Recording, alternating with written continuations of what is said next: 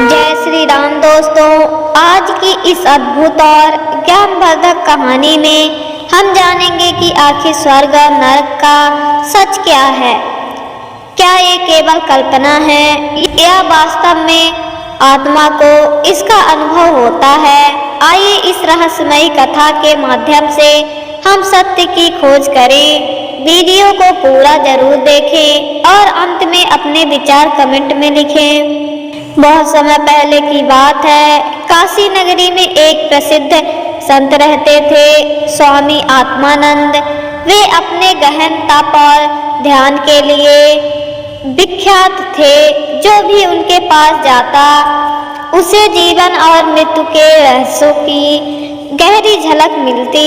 लोग कहते थे कि स्वामी आत्मानंद न केवल धरती का ज्ञान रखते थे बल्कि मृत्यु के पार के सत्य, स्वर्ग और नरक की झलक भी देखते थे। उनके शिष्य और भक्त अक्सर उनसे पूछते, गुरुदेव क्या सच में स्वर्ग और नरक होते हैं? क्या आत्मा मरने के बाद वहां जाती है? स्वामी मुस्कुराते और कहते, जिस प्रकार दिन के बाद रात आती है और रात के बाद दिन, उसी प्रकार जीवन के बाद मृत्यु और मृत्यु के बाद एक और नया जीवन। परंतु उस जीवन से पहले आत्मा को अपने कर्मों का हिसाब देना पड़ता है। यही स्वर्ग और नरक का सच है। काशी में ही एक धनी व्यापारी था। नाम था सुधाकर सेठ। वह सोने चांदी का बड़ा कारोबारी था, लेकिन अत्यधिक लोभी और निर्दयी था। गरीबों को कभी मदद नहीं देता, मजदूरों से दुगना काम कराता और उन्हें आधा पैसा देता। मंदिर में कभी दान नहीं करता बल्कि ईश्वर का मजाक उड़ाता था। एक दिन अचानक उसका निधन हो गया। परिवार रोया, परंतु आत्मा शरीर से निकलकर मृत्यु दूतों यमदूतों के हाथों में चली गई। यमदूत उसे बांध कर ले जाने लगे। सुधाकर चिल्लाया, मुझे कहाँ ले जा रहे हो? मेरा खजाना, मेरा घर, मेरे बेटे सब छूट गया, मुझे जाने दो। यमदूत कठोर स्वर में बोले, तेरे पापों का फल तुझे भोगना ही पड़ेगा। चल, तुझे यमराज के दरबार में ले चलते हैं। सुधाकर को यमलोक ले जाया गया। वहाँ का दृश्य डरावना था। चारों ओर अग्नि, रुदन और करुण कंदन। यमराज अपने सिंहासन पर बैठे थे। सामने धर्मराज चित्रगुप्त की विशाल पुस्तक खुली। उसमें हर जीव के कर्म लिखे थे। धर्मराज ने पत्रा पलटकर कहा, सुधाकर, तूने जीवन में कितना अन्याय किया है। तूने मजदूरों का खून पिया, गरीबों का धन छीना, धर्म का अपमान किया। तुझे नरक भोगना ही पड़ेगा। सुधाकर रो पड़ा, हे धर्मराज, मैंने बहुत धन कमाया था। यदि मुझे पता होता कि मरने के बाद कुछ ऐसा होगा तो मैं दान करता, भक्ति करता। कृपया मुझे क्षमा कर दीजिए। यमराज गंभीर स्वर में बोले, मनुष्य को जीवन इसलिए मिला है कि वह पुण्य और धर्म करे। मृत्यु के बाद प्रायश्चित का अवसर नहीं होता। अब तुझे अपने पापों का दंड भोगना ही होगा। यमदूत सुधाकर को नरक की ओर ले गए। वहां लोहे की कड़ाही में खौलता तेल था। पापियों को उसमें डाला जा रहा था। कहीं कटीले वृक्षों पर लटकाए जा रहे थे, कहीं क्रूर पशु उन्हें नोच रहे थे। सुधाकर भयभीत होकर कांपने लगा। नहीं, मुझे यहाँ मत डालो, मैं मर जाऊंगा। यमदूत हंसकर बोले, यहाँ कोई मरता नहीं, यहाँ केवल पापों का दंड भोगा जाता है। जितना पाप उतना दंड। सुधाकर को भी खौलते तेल में डाला गया। वह चीखता तड़पता, पर कोई सुनने वाला नहीं। यही नरक का सच था, अपने कर्मों का परिणाम। उसी समय काशी में ही एक संत महिला थी, माता सुहागिनी। उन्होंने जीवन भर गरीबों की सेवा की, भूखे को अन्न दिया, सहायकों को सहारा बनी, मंदिर में भजन करती और ईश्वर का स्मरण करती। जब उनकी मृत्यु हुई तो उनके घर फूलों की सुगंध फैल गई। यमदूत भी नहीं आए, बल्कि दिव्य देव दूत स्वर्ग से उतरे। वे पुष्पों से बनी पालकी में उनकी आत्मा को लेकर चले गए। माता सुहागिनी ने देखा कि चारों ओर प्रकाश ही प्रकाश है। मार्ग में स्वर्गिक गंधर्व वीणा बजा रहे हैं, देव कन्याएं फूल बरसा रही थी। स्वर्ग पहुँचे तो वहाँ हर जगह सुंदर बाग बगीचे, चमकते रत्नों से बने महल और कलकल करती नदियां बह रही थी। पशु मधुर गीत गा रहे थे। इंद्रदेव ने उनका स्वागत किया। माता सुहागिनी ने अपने जीवन में धर्म और सेवा का मार्ग अपनाया। यही आपका फल है। अब आप यहाँ स्वर्ग का आनंद लीजिए। माता प्रसन्न हुई, लेकिन बोली, हे देवेंद्र, मुझे सुख चाहिए ही क्यों? मुझे तो केवल प्रभु का नाम जपना है। स्वर्ग में भी साधना करती रही और आत्मिक आनंद पाती रही। जब ये दोनों घटनाएं घटी तो स्वामी आत्मानंद ने अपने शिष्यों को समझाया, देखो, स्वर्ग और नरक कहीं दूर नहीं है। ये हमारे कर्मों के प्रतिबिंब हैं। जिसने पुण्य किया उसके लिए स्वर्ग का द्वार खुलता है, जिसने पाप किया उसके लिए नरक की यातनाएं हैं। यही साक्षात नियम है।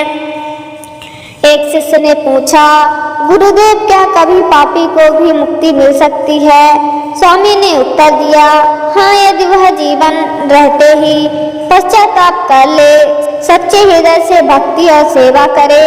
मृत्यु के बाद अवसर नहीं मिलता, इसलिए अभी से सुधारना आवश्यक है। यह कथा सुनकर शिष्यों के हृदय में गहरी छाप पड़ी।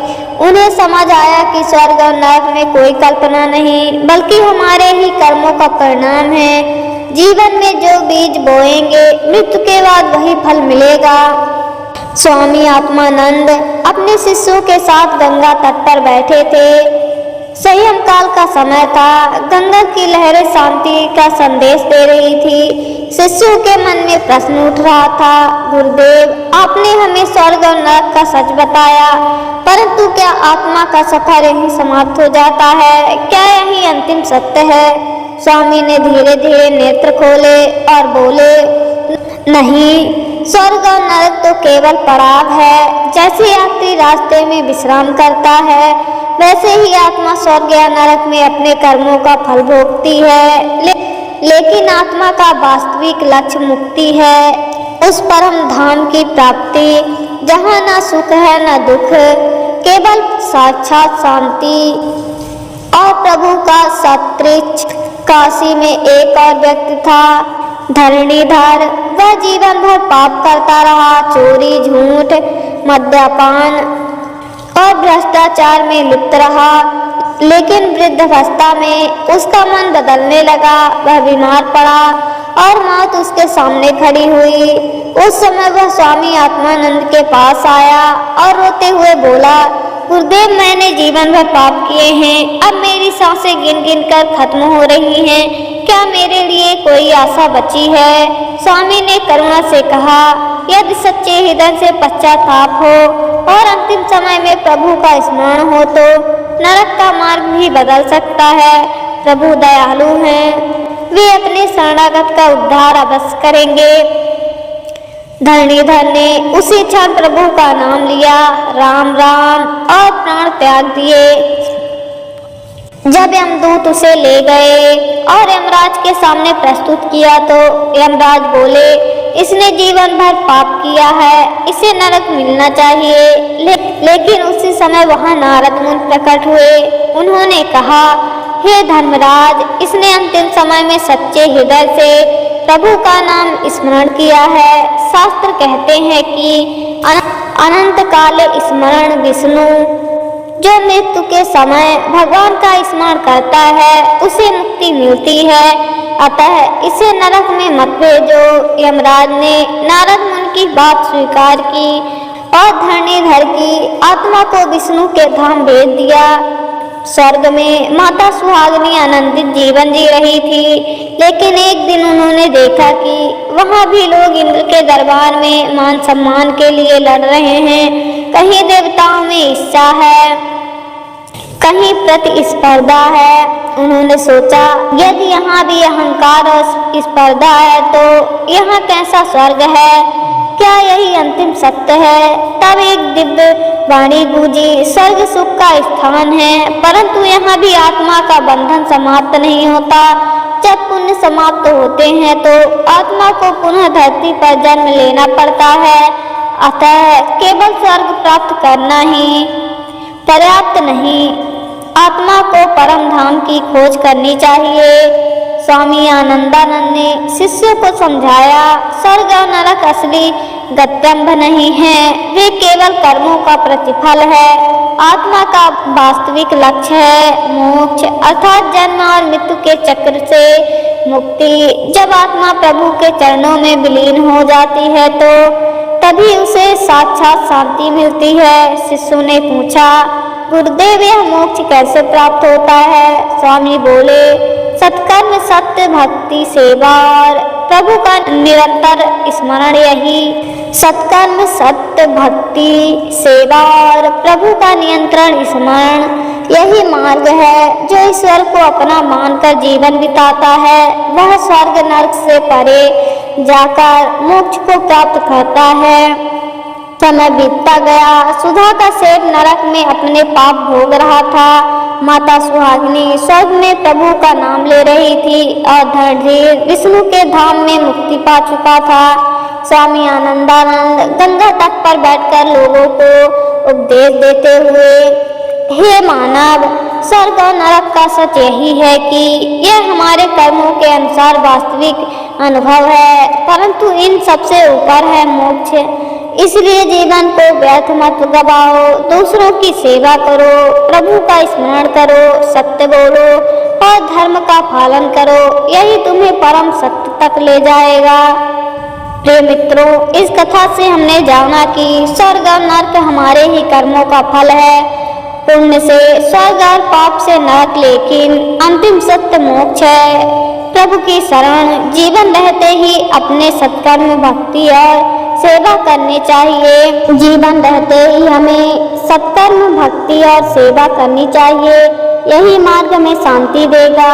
अगर आपको यह कथा पसंद आई हो तो कृपया वीडियो को लाइक और शेयर करें और चैनल को सब्सक्राइब जरूर करें। आपका एक छोटा सा सहयोग हमें और अधिक ऐसी धार्मिक और प्रेरणादायक कथाएं लाने की प्रेरणा देता है। जय श्री हरि। मिलते हैं अगली वीडियो में।